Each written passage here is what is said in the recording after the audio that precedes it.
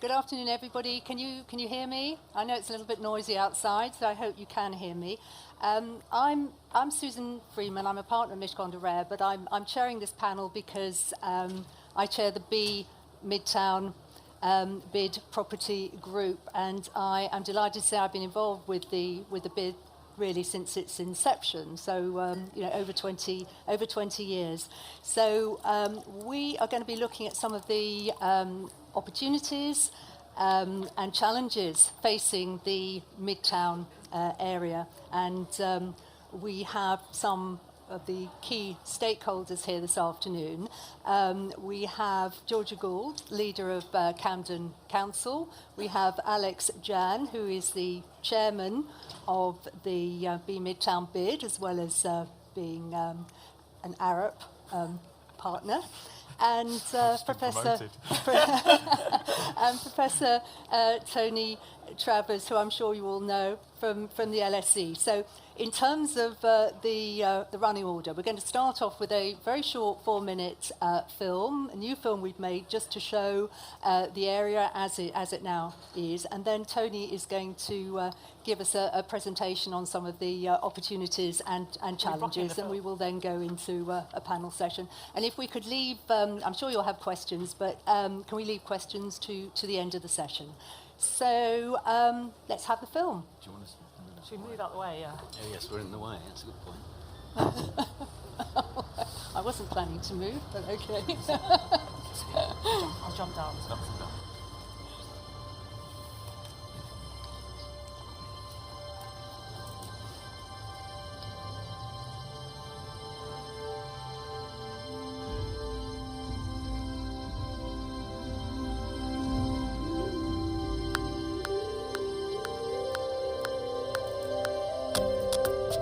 I love it around here. I think it's one of those really undiscovered and underrated but fascinating areas of central London.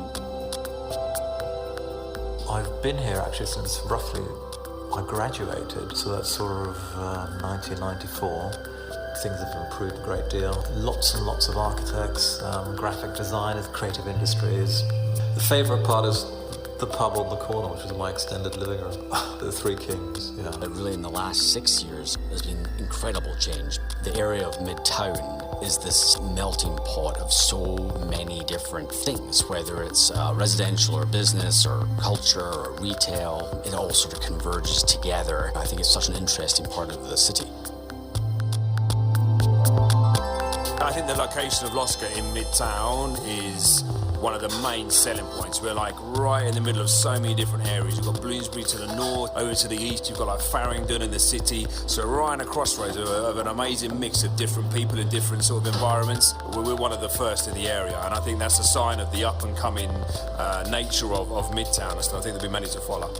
It really is booming and buzzing. It's all happening now. And Crossrail opening very soon will, of course, make a significant difference to Midtown. Our aim is to drive long-term sustainable commercial and social growth. We do that through a range of services and projects. It's also by bringing the business community together and actually enabling them to share hyper-local knowledge and get the best out of doing business in this district.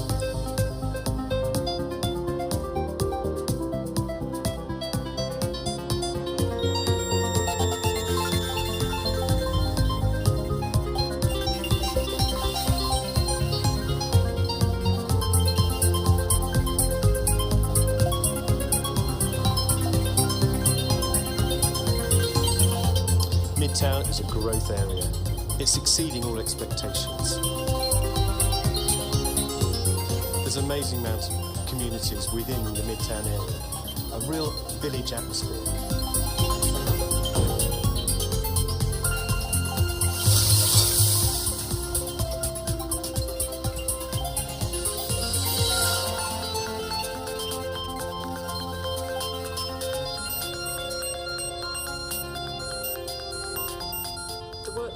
Midtown supports innovation throughout the district. We're very proud of the work that we do here and also really proud of the brands that we represent. It's a fantastic area that contributes to London.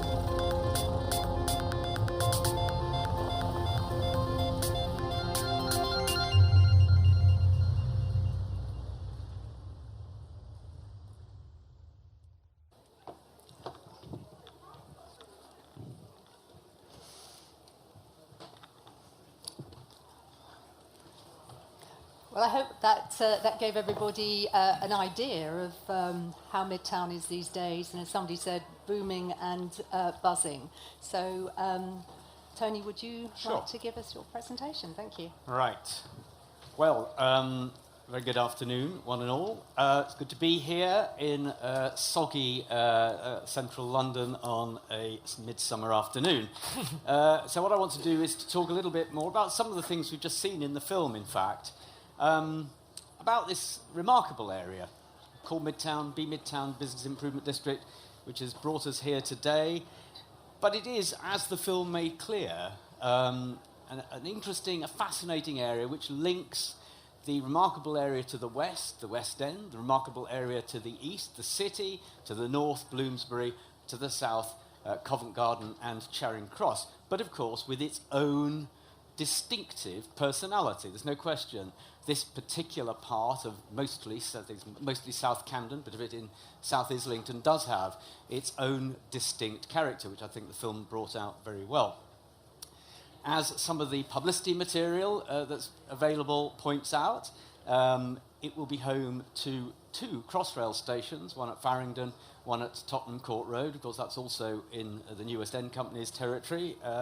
So too, and of course the key interchange with Thameslink, this remarkable Châtelet-style interchange that's going to be built, or is being nearly completed, in fact, at Thameslink, all but the trains on Crossrail, which, as the bid is proud to point out, will link all 5 London airports within 45 minutes of that point, which is pretty amazing. I think also intriguing, which the film touched on, is the amazing mixture of uses in the Midtown area. That is, you've got significant amount of retail, you've got headquarters buildings, modern multi-use offices, hotels, theatres, museums, residents, universities, colleges, bookshops, restaurants, sports centres, an incredibly diverse mixture of uses in a relatively small part of the city. And I think you can argue it's at least as diverse, and possibly in some ways more diverse, than the core West End to its west. Its political environment is perhaps a little less challenged than the core West End. I won't go into detail about that, but there's no question that, given the difficulties that have emerged over the governance of at least Oxford Street, this area is a haven of peace. I'll park it there.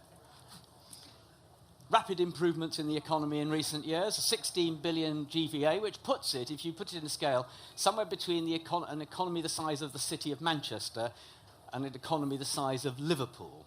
So it's like a core city's economy within a small part of the borough of Camden or in central London. Of course, there are opportunities in all of this. It's a rich, diverse, multi-sector base, which is important in offering protection against a future which has been made, I would argue, willfully less predictable by national politics. Nearly mentioned it. And certainly, this part of London has the advantage of an incredibly diverse and mixed economy. I'm sure there'll be some manufacturing there, but if you compare it with places that are suffering as a result of national politics' failure, and there are some, it is in a very well-placed position, far better than areas that depend heavily on manufacturing, for example. But I think there is, nevertheless, a need to ensure the area is attractive and competitive across a number of spheres of public policy. First, obviously, is the long-term future of the UK economy.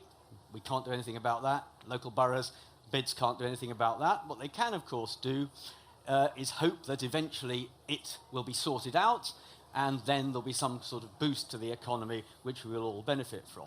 At a more local level, there are clearly challenges at any point for the council. Local planning policy needs to be quick and flexible, but also to preserve the best in the area. We saw both of those all of that in the film. The environment, the street environment, I go through the street environment in this area every day. Not all of it is as good looking as the film, I can assure you. And that's a key challenge for the whole of central London, not just this area. So many people. All the business rates that are paid here largely spent outside the area. That's because of redistribution that goes on at the national level. Having the resources to ensure that the streets are clean and safe is an important issue in any part of any city. There'll be a need to work with existing owners and occupiers to create a strong and attractive sense of place, and today's in part about that.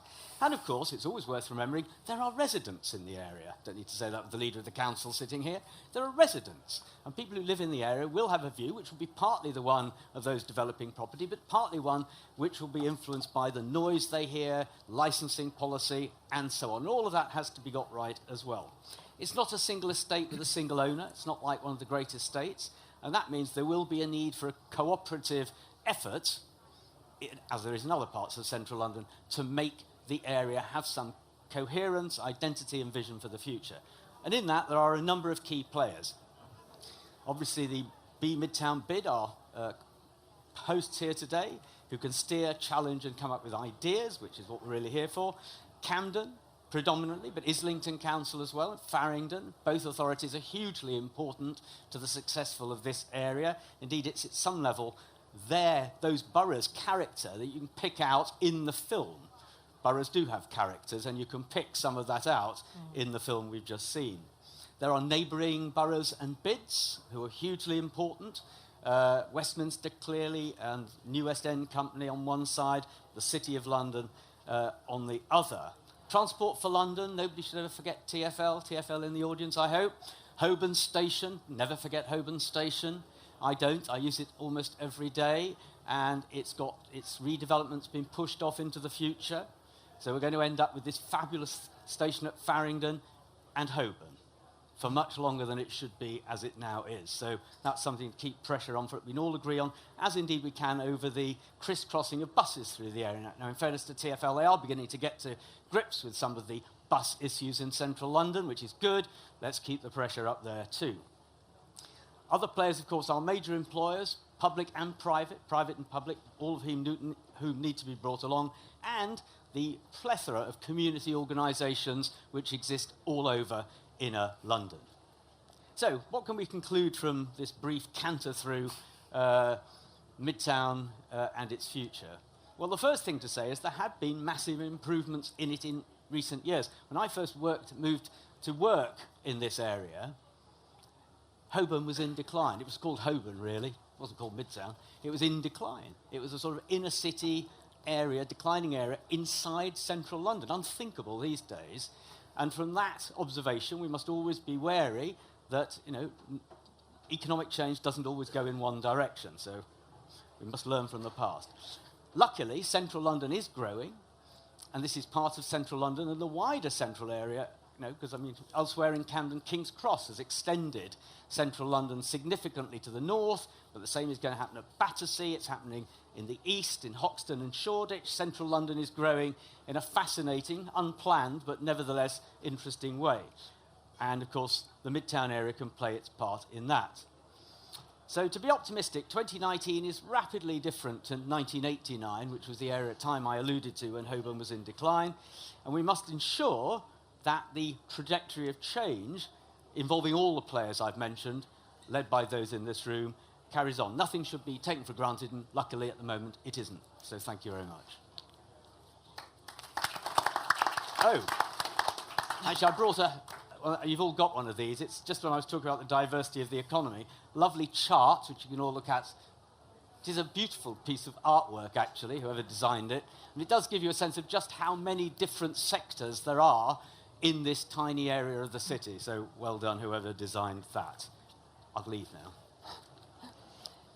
Tony, thank you very much for that canter through the opportunities and challenges for the area. So you touched on connectivity, the amazing number of uses we have, more diverse than the West End, I think you said. Potentially.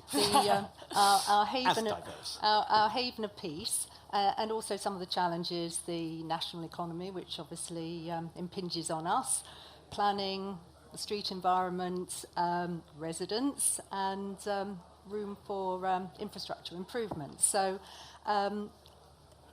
Georgia, starting with you, any comments to make on Tony's picture of the area? Yeah, I mean, firstly, it's actually a matter of great pride for us that Tony is a Camden resident, one of those True. residents you mentioned. I'm having a really good week because it's London Tech Week, and I was just saying to these guys that I've spent the week going to events and being told how brilliant Camden is. So it's a very positive week for us, and I think that the growth we're seeing and some of it you referred to is incredibly exciting. And we have some huge assets and anchor institutions, the LSE, the British Museum. You talked about the Knowledge Quarter and the opportunities around Euston that will hopefully link up this part of London with the rest of Camden. So we are really excited about the kind of mix and fusion of creativity, knowledge, technology, the jewellery trade, everything that's coming together around this place. But I think, as Tony also outlined, there are a number of challenges we face, particularly around air quality, some of those transport connectivity, around safety, and just kind of place it is. So we're really excited about the TfL Livable Neighbourhood Scheme, which will hopefully see the directory removed, and that's money that we kind of work together to get, and we are working very closely with TfL, as you outlined. And we as Camden have published a vision for Holborn, which is out in consultation till July the 3rd. I'm just looking at David, who is our head of regeneration and planning, which really sets out, from Camden's perspective, what we want to see in the area, the kind of contribution we want to see. So we invite everyone to be part of that dialogue, and we're putting in a lot of investment ourselves into the area. The West End project is a massive investment in a more green and livable neighbourhood. But really the big question for us always as Camden is, we are a borough of extremes. We have great wealth and opportunity, but we also have a huge amount of poverty. A third of our children grow up in poverty. Even in this amazing part of London, we have the Bourne Estate, where people are facing huge challenges around youth safety, unemployment, and it's crucial for us that this growth and energy changes things for our residents, and that they have a stake in it and they don't feel that they're being pushed out of their community. And one of the big challenges we face is the number of families in our borough, and particularly this part of the borough, are reducing. And that is partly because of the proliferation of Airbnb. It's partly because of housing benefit changes, and it's a real fight for us to keep the social mix and keep the diversity that makes this area great. So as we think about the future of it, we have a real commitment to that social mix, to our residents having a stake in it, and keeping what I think is great about our city, which is the mix. Fantastic. Alex, what would you say? Well, I think the really refreshing thing, Susan, is that there's actually so much common ground for Midtown with Camden in particular, and I think that in both parts of the bid, which is, as Tony has alluded to, covers EC1 and WC1, actually we're all kind of looking for the same things, and many of those have been touched upon, but they are, the sense of safety for employees and residents, good, clean transport networks, employment opportunities, attractive public realm, and well-funded public services. I suppose the challenge is how we can help to actually achieve those outcomes and objectives in partnership with Camden and Islington. And as has been highlighted, what we've seen in this part of London is very, very strong employment growth. It's about 12% in the last 5 years. It's about, at a London-wide level, in the last 15 or 16 years, it's about 25%. And Camden in particular, and actually Islington, have been growing above those levels. Now, a lot of that growth has been accommodated through the reinvention, largely of existing floor space. And I think one of the challenges we have is how can we continue to provide employment opportunities, take advantage of Crossrail, which is going to bring another 1.5 million people to within 45 minutes of central London. How can we do that, given the need to probably increase some of our floor space requirements modestly? And that question of how can we accommodate growth in a way which is sustainable and which runs with the grain of these areas, and also, residents can see the benefit of, I think is the challenge. Part of the case for that growth story, in my mind, is the consequence associated with not responding to it, because we know it's going to come in some shape or form, and the risk is that if we don't accommodate it, it will have the effect of pushing up prices of housing and indeed floor space, and that will then squeeze out the things that many of the residents in these areas, of which Tony, and indeed I have to confess I am, are one that we value as residents. And indeed that you saw in the film, and the film was not about, the film is about people, isn't it? The theme of this event is around people, and getting that balance right, I think, is crucial to the success of the area. We're very proud of you too, as a Camden resident. There's a lot of them about. I know. So that does raise a number of questions. Yeah.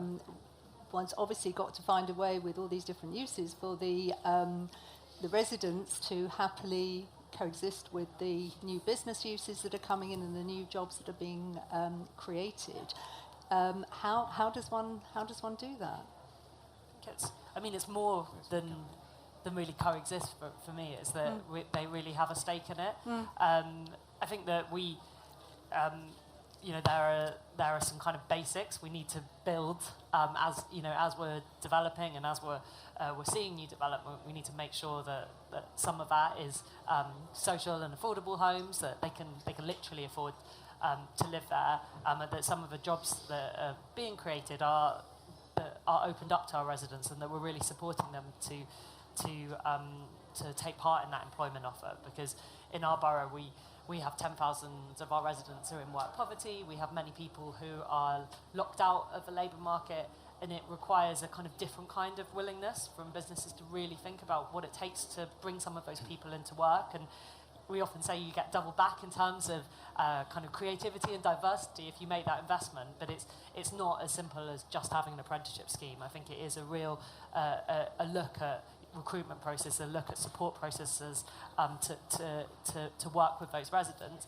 and then it's working together on common challenges. So there's a lot of energy and innovation in our companies and in our universities, but also in our communities. So looking at the climate crisis or youth safety or homelessness, can we get together and use that energy and innovation to really start to solve some of these social challenges?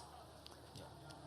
I completely agree that there is a challenge. Alex gives us these excellent figures about above trend growth in London compared to the rest of the UK, this area within London compared with the rest of London. And yet, both in the wards in this area, but just to the north in Somers Town and King's Cross, we have, and indeed across the border in Westminster, in Church Street, some of the poorest wards, not only in London but in the UK.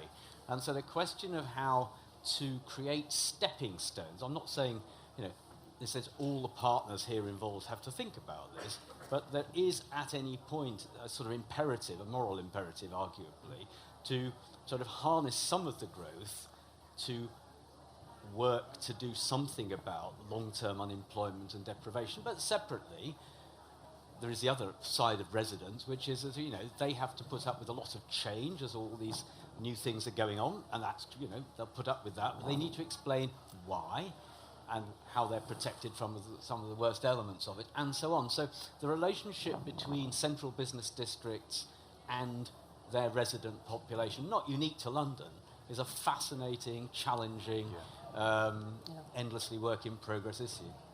And Susan, if I may, we did some work with my Arab hat on. We did some work recently for the GLA and Westminster. I shall mention them only once, which is looking at what makes these areas successful internationally. And one of the really important ingredients is a strong, thriving residential community, because of course residents are experts in those areas, and they more than anybody else have a stake in it. So I think in terms of answering your question, Susan, I think there is a need for us to perhaps try a little bit harder to articulate the benefits that businesses do bring for the wider community. And development specifically in terms of improvements to the public realm. So, for example, we've been working we've actually been helping to pay for the West End project in Camden, which will see an improvement in public realm and deal with some of the problems that have been talked about. And I think we do perhaps need to articulate those benefits a bit more. We live in a world where, because of austerity and because of very substantial reductions in central government finance for boroughs such as Camden, the boroughs are understandably more dependent on the private sector and development to provide some of the things which people may have historically seen as the role of the state. So that includes affordable housing, it includes improvements to the public realm as well. So I think articulating that is important. The other thing I'd say is, and this is a broader theme, but we shouldn't forget at a sort of higher policy level, something that Tony touched on, which is trying to get a little bit more of the growth or the benefits of growth in the property tax base, for example, retained locally to help pay for those things. So, for example, if we take the Post building, which some of you may be familiar with, the big old sorting office right in the middle of Holborn, that building lay empty for about 20 years. Now, that building, we did some work which showed if that building had been occupied for the last 20 years, it would have generated about £64 million in business rates.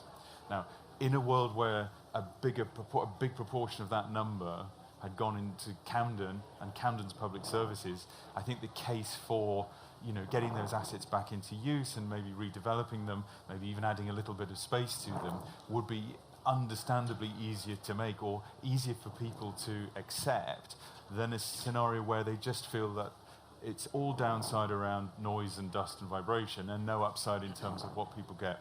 So I think we need to articulate the benefits better, and we also need to join forces with London boroughs, Camden and Islington in particular, to see more retention of that wealth. And just on Crossrail, Crossrail is a really good example. I don't know how many of you know this, but around a third of the cost of Crossrail is actually being paid for from a business rate supplement that larger employers are paying in London. And indeed, the cost overrun is virtually all be funded by the business community through the business rate supplement. So I think it's important we as a community, we get those facts and figures out so people can appreciate the contribution that the property industry, that developers, employers are making on a wider basis. Tony? Just to add to that and cross-advertise an event tomorrow that WPA are doing.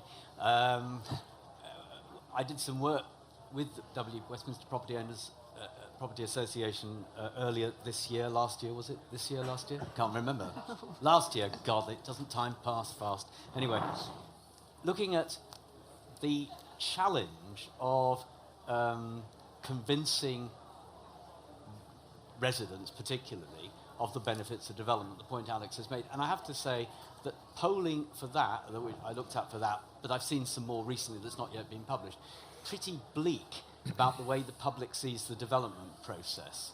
So for everybody at this conference and in this room, there's a massive imperative to convince the public, genuinely convince them, authentically, that development works for them. Otherwise, they will become more and more and more oppositional to the kind of development, in a sense, Camden needs, we all need, everybody needs.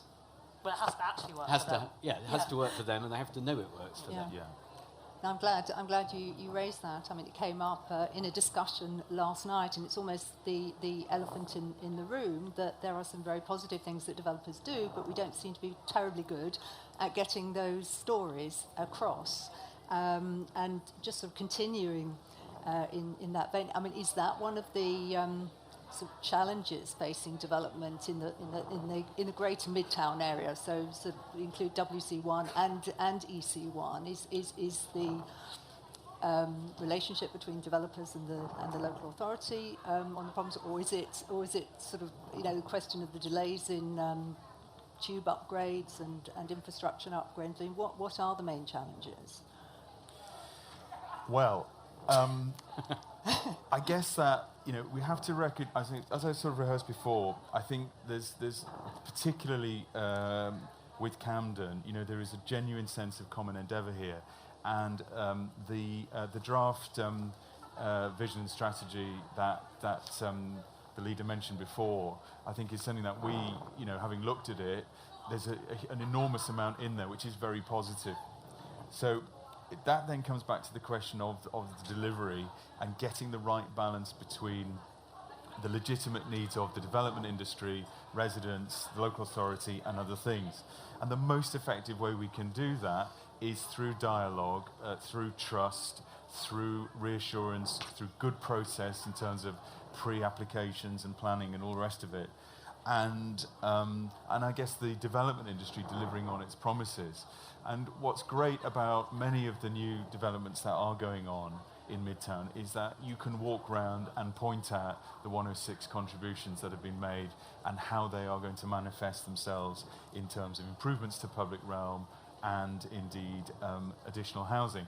There's always going to be a debate as to where that balance sits in terms of development gain.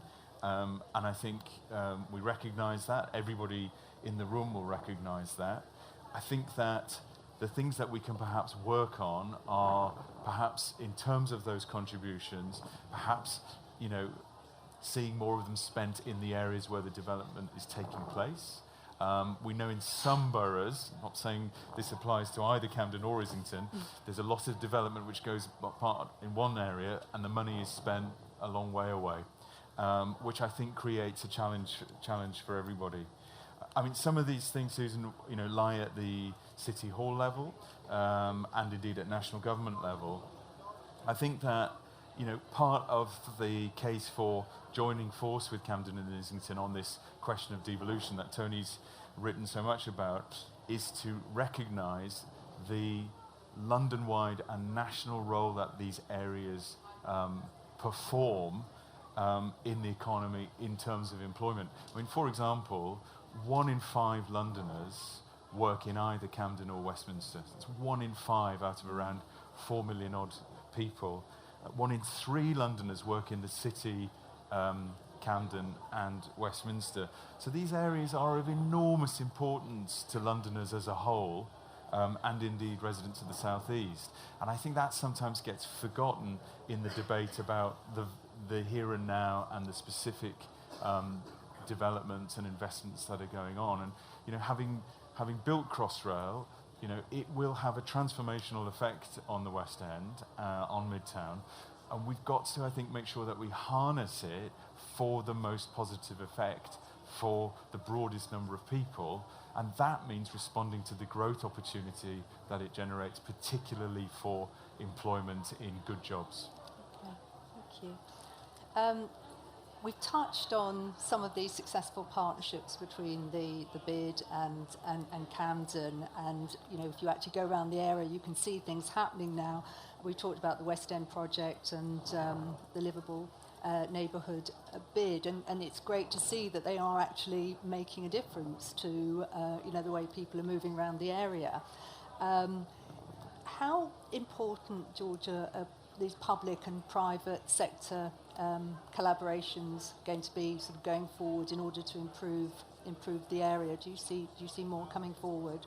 Yeah, I mean, I think that as we just heard, having that vision, kind of collective vision for the area is incredibly important, both in terms of Camden being clear about what our expectations are of developers that come into the area, that we want people to come in who have that community focus and are willing to make those investments.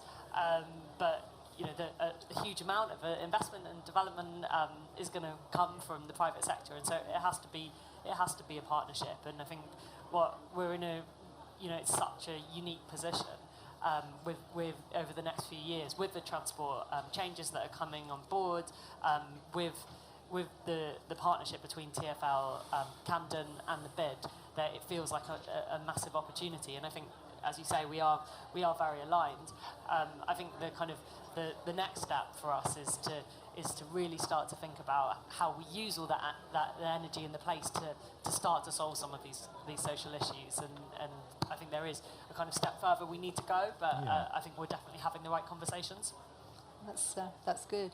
And I know one of the things that we talk about is what's going on at ground floor street level. So with all the public realm improvements, one tends to focus more on what's going on at street level. So in terms of, I mean, I know we talked about what uses we'd like to see. What can we actually do about getting more interesting sort of retail and sort of hospitality uses into the area? I don't know, Tony, if you've got any thoughts on that. Well, I'm not a great expert on retail. I suspect both my colleagues here will know more. I mean, all I'd say is that, there's plenty of space for good retail in the area.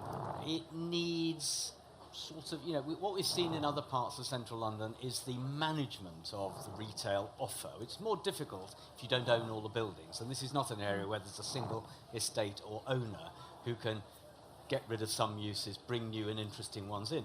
There's plenty of frontages. There's now a sort of a very office-rich spot between the end of New Oxford Street and the shops at Holborn. Something can be done about that, I suppose.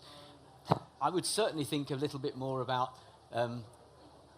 Brave, one-off street closures to put in events to link the West End to the central part of the WC1, EC1 area. I'm suggesting, street parties in New Oxford Street or something. But I mean, I'm sure TfL would love that. But seriously, something that creates a sort of an occasional physical attraction at weekend, perhaps, to a one-off, fun, mixed use that would even be possible in parts in streets that don't have a day-to-day lively set of frontages. That's an interesting thought for somebody that isn't an expert on. I think that's a great idea. I've seen this done in other cities. You just for Saturday, you just have it full of, people roasting sweet corn and selling jewellery and things. I shouldn't say it's not my known world. Okay. But I think part of the challenge has been how congested the air quality is so poor. We talk about, I studied at LSE for a bit, and that area is just horrible to walk around at the moment. Doesn't feel safe, and the air quality is terrible. And these are the changes that we want to see. And I think the greater pedestrianisation, we're turning a whole road into a park as part of the West End project. Making these areas more walkable, more cyclable, that's a word, I think will help the footfall, will help, we'll have so many more people coming in through Crossrail, which will encourage more interesting retail partners to be part of the conversation. So I think that the investment in a more livable neighbourhood is exactly about the kind of diversity and vibrancy of the area as much as everything. Yeah. I mean, just to pick up on a couple of those themes, Susan, I think that, one of the things, we've just actually done some work on ground floor uses in the bid area, and the interaction between public realm and how the space at ground floor in buildings is used, it comes out as incredibly important in terms of the sorts of uses you can put those buildings to is dependent in part on what the public realm is, how it looks, how it feels, how close you are to the road, and so forth. I think the other thing is that, and Tass, our chief executive, would say I'd be remiss for not making this point. Midtown is quite an unusual area in the sense that it is not a retail at ground floor uses part of London. It's very much that's the sort of the core West End's role to a large extent. There is some retail. There should probably be a bit more, and it should perhaps be a bit more interesting in order to sort of just provide a little bit more of a service and a bit more variety to workers and visitors and indeed residents. But I think that one of the challenges we do have is around the flexibility in terms of planning on those uses, and indeed, to a certain extent, the licensing approach. This is what our members tell us. And I think that as we've seen the rapid change, the reinvention of ground floor use from a sort of retail to a service to an experience type of process, that the planning system needs to pick up and respond to that. Somebody gave me an example the other day where in an area in which retail is prioritised, the retailer in question wanted to remove some of the first floor retail space in order to create a sort of a welcoming environment and an atrium effect into the store. And they were told they couldn't remove that floor space because it was a loss of retail floor area. so we've got to avoid those sorts of situations arising.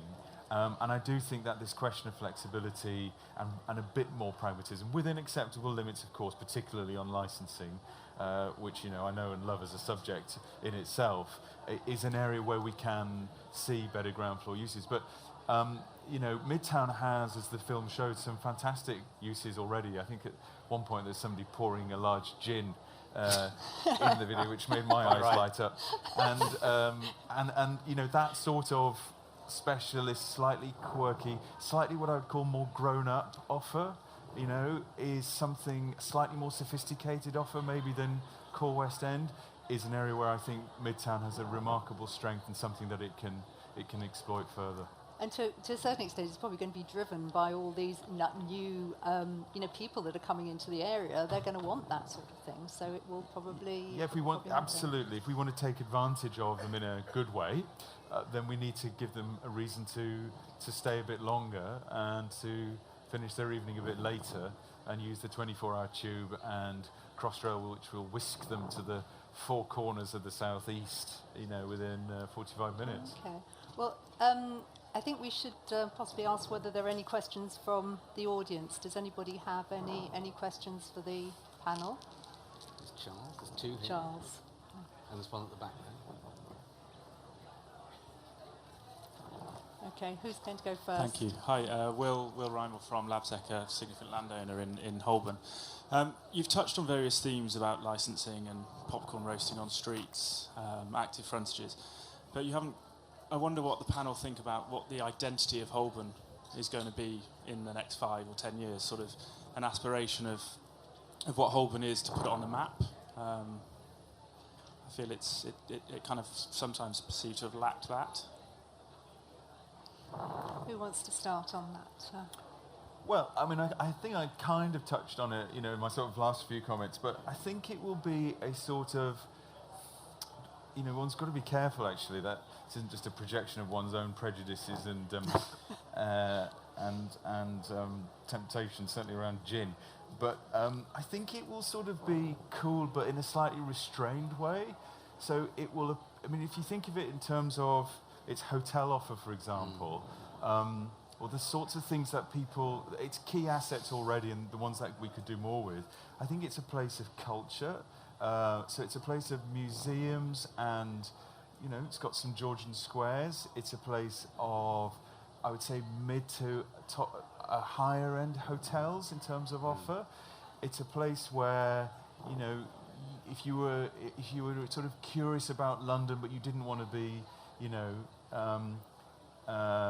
too far over to the West End, where you could use it as a fabulous base for exploring the rest of the city. But also find many things which are unique and interesting, drawn from its history, its quirkiness. The slightly more sophisticated is the wrong word, but a slightly more nuanced, interesting, creative sort of set of propositions in terms of how you might want to spend your weekend, if you sort of think of it through the mind of a tourist, let's say. And I think crucially, it's kind of an area which is now shedding very quickly its historical image of being a place that was between the West End and the city. The old joke used to be you made your money in the city, you spent it in the West End, and then you argued about it in Midtown. That's where all the courts were. Well, as the legal profession has kind of moved on and evolved and has changed, these other uses have come in. And as Tony says, if you look at the analysis of what's actually there, it's a really fantastic mix of professional services and other offers. So I think sort of slightly more cool, but in a reserved way, not a flashy way, and an area with depth and interest that draws on its historical assets is how I would like to see it evolve and develop, with a strong residential community, with cleaner air, with good transport and so forth. I think that's a pretty good answer. Yeah. I agree. I think that's a good place to. The West End will always be the West End. It's going to be a buzzy, busy, noisy, hard to manage place, but there's elements of good in that.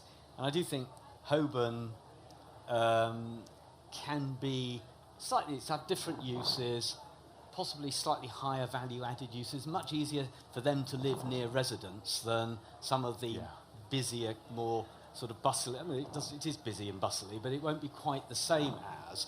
It's not going to be Holborn, even with a diagonal, won't be Oxford Circus. It's not going to be like that. It's different.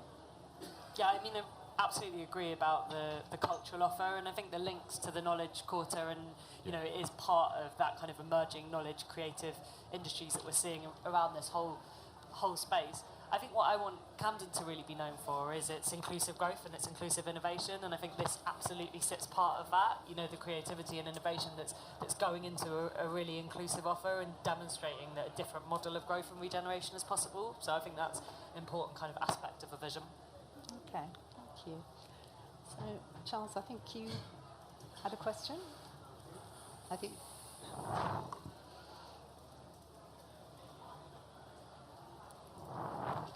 So, Charles Begley, London Property Alliance.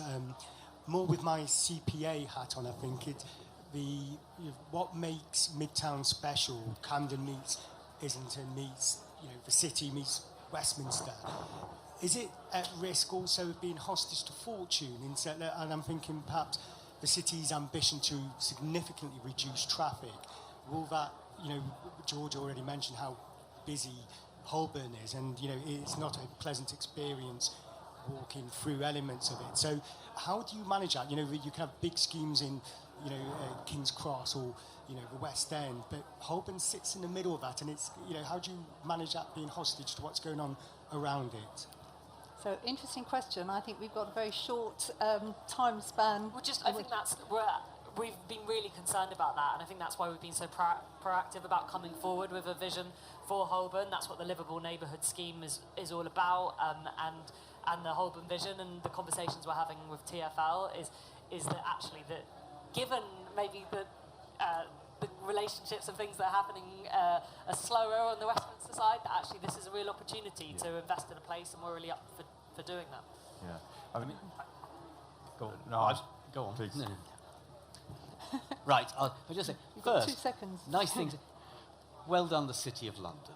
I mean, 10 out of 10. They are just in awe of the way we're just going to take all the traffic out of Bank Junction. I mean, it is fascinating the way they're capable of making these kind of impositions and getting away with it in a good way, and much to their credit. So it's not as easy for other boroughs for all sorts of other reasons. They're not, the city is the city. So I think that, but the city's model, which is to show we can make a determined effort radically to alter what a place feels and looks like, is one that we can, with power, allow other boroughs to do the same kind of thing if they've got the right powers to do it and have the same kind of control. In a sense, I think the city did the right thing, and it's using that sort of top-down power to deliver a radical change to make Bank Junction safe. Is something we can all learn from in the city. Susan, very, very quickly, I think one of the ways we deal with that risk, Charles, is by the bids and others making sure that we communicate well and effectively with those surrounding areas and their institutions. So, for example, Midtown is involved. We sit on one of the groups, actually with Adam Harrison, Councillor Harrison from Camden, looking at the Oxford Street project and how it might affect Camden, indeed the bid area. Because what we don't want is problems, exactly to your point, simply shifting a problem from one part of central London to another. That would be a disaster.